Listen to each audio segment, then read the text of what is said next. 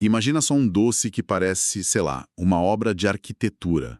Camadas fininhas de massa, um recheio de nozes com geleia de damasco e tudo coberto por uma camada brilhante de chocolate. Uma descrição perfeita. Esse é o Zerzerbo, um ícone da confeitaria húngara. Figura carimbada no Natal, na Páscoa, enfim.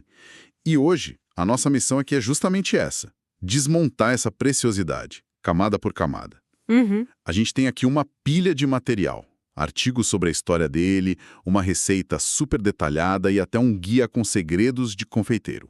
Vamos ver o que torna esse doce tão especial e se a lenda toda por trás dele, bom, se ela se sustenta, né? E é um ótimo ponto de partida, porque o Zerzerbo é muito mais que só uma sobremesa, sabe? É um pedaço da identidade húngara. Totalmente. E essa aparência complexa dele, que até assusta um pouco, é parte do charme. Mas o que as nossas fontes indicam é que, no fundo, é uma receita que premia mais a paciência e o método do que uma habilidade, extraordinária. Ah, bom. É aquele tipo de preparo que é mais jeito do que dificuldade de verdade. Bom, se é questão de paciência, já me sinto um pouco mais confiante. Vamos começar pelo mais básico, então. O nome. Zerbó. Soa muito específico, né? Sim, quase como um sobrenome. Exato.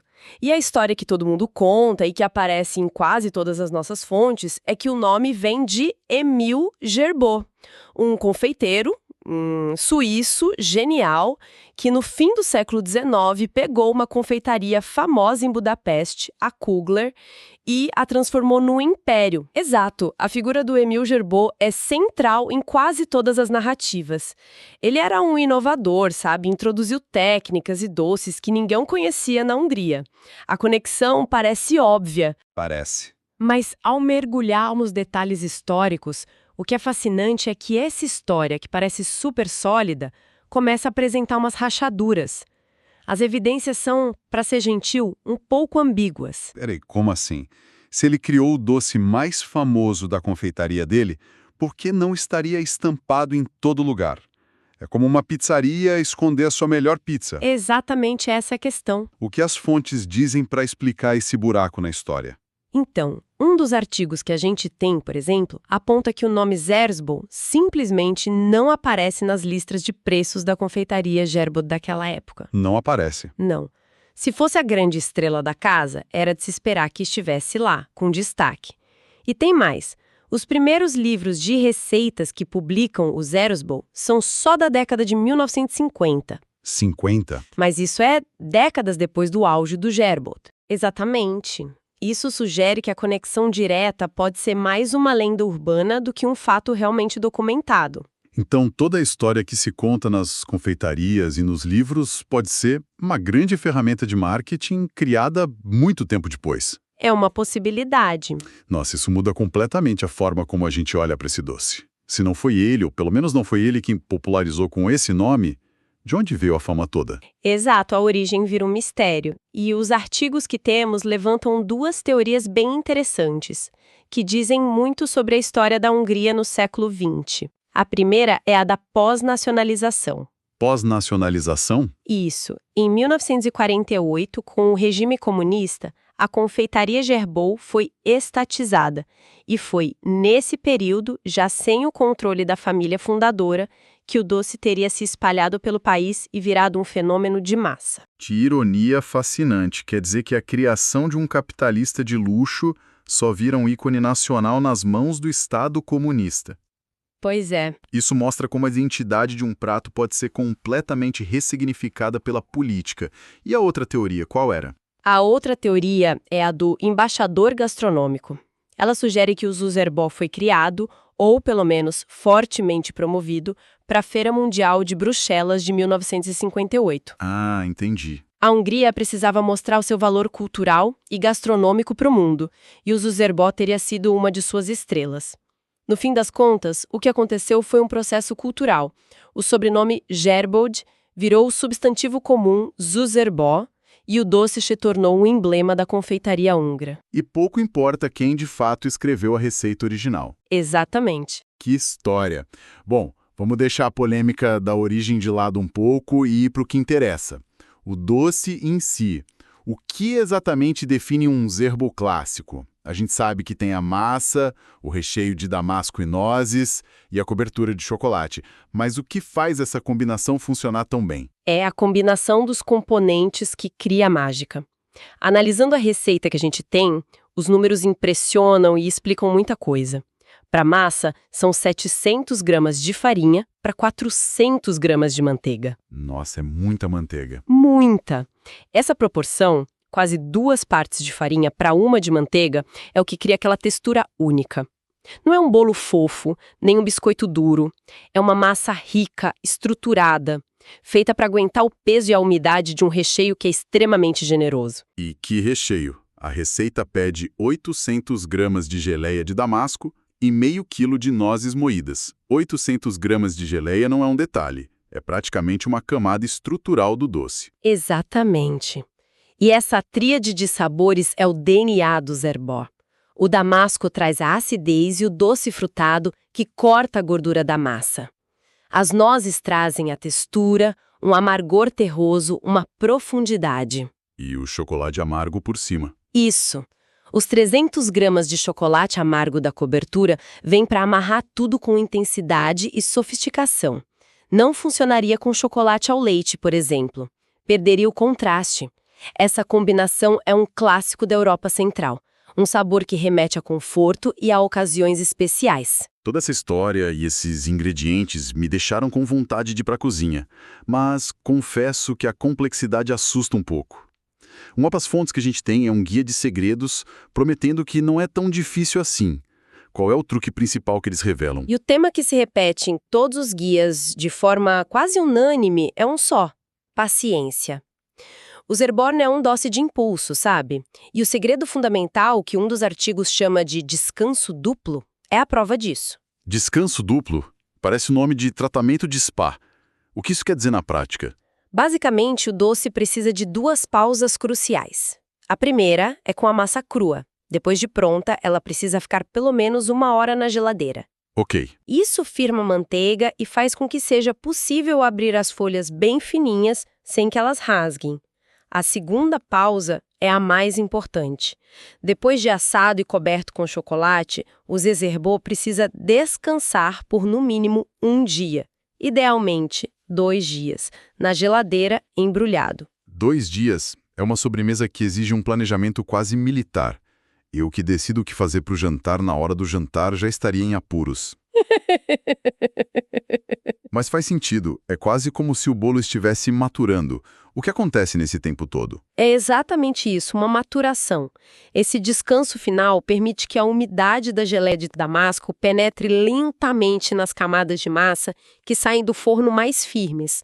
A massa amolece na medida certa e os sabores todos, damasco, nozes, um toque de rum, chocolate, eles se fundem, criando uma harmonia que você não consegue se comer logo depois de assar. Entendi. Na prática, é a sobremesa perfeita para festas. Você prepara com antecedência e no dia do evento ela está no seu auge. E você com menos uma coisa para se preocupar. Falando em preparo, a montagem parece um trabalho de engenharia. A receita detalha que a massa é dividida em 4 partes iguais. Sim. E cada uma tem que ser aberta com 2 ou 3 milímetros de espessura. É quase uma folha de papel. Sim, e uma dica que o guia dá é abrir a massa diretamente sobre uma folha de papel manteiga, já no tamanho da forma, que, aliás, é bem grande, algo como 46 por 38 centímetros. Isso facilita. Muito. Facilita na hora de transferir a camada delicada para a assadeira sem que ela se quebre. A montagem é como se fosse uma lasanha doce.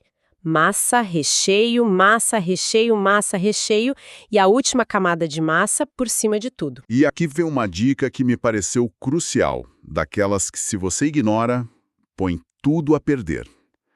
Não se esqueçam de furar a última camada de massa com um garfo antes de assar. Um detalhe pequeno que faz toda a diferença. Totalmente.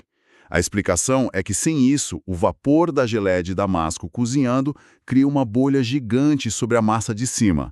Essa bolha acaba inflando, rachando e descolando a tampa do bolo. Aham. Esses furos funcionam como pequenas chaminés que salvam a estrutura do doce.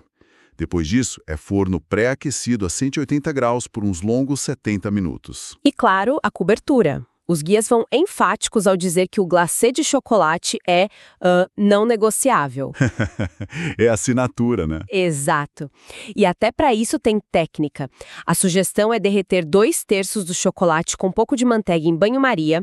Depois, fora do fogo, você adiciona o terço restante de chocolate picado e mexe até derreter. Ah, uma espécie de temperagem simplificada. Isso. Esse processo simples ajuda a temperar o chocolate, o que resulta num acabamento mais brilhante e que não derrete tão fácil nos dedos.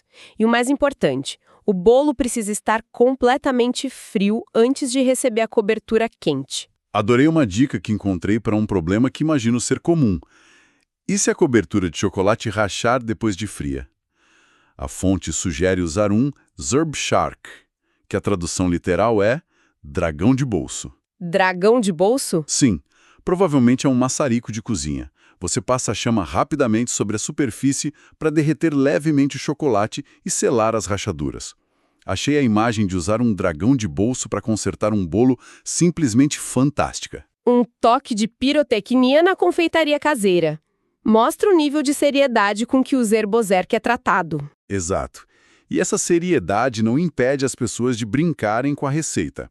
Várias fontes mencionam que, para além do clássico, as pessoas adoram experimentar. Sim. Isso mostra que o Zerbó não é uma peça de museu, intocável, mas uma tradição viva que se adapta na cozinha de cada família. E se a gente conecta isso ao quadro geral, vemos como as receitas clássicas evoluem. Essas variações nos contam uma história.